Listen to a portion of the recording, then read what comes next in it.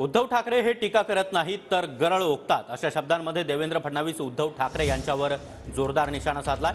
उद्धव ठाकरे यांनी केलेल्या टीकेला फडणवीसांनी हे उत्तर दिलंय। नाशिकच्या सभेत बोललो होतो भेकड जनता पार्टी उगाचच नाही बोललो काहीतरी बोलायचं म्हणून।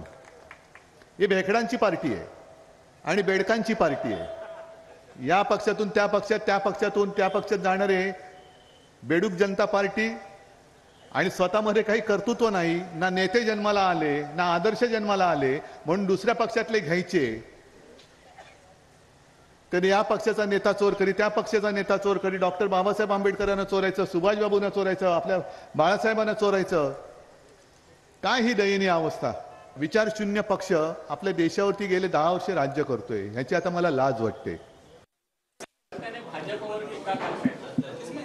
याला टीका नाही म्हणत, याला गरळ ओकणं म्हणतात।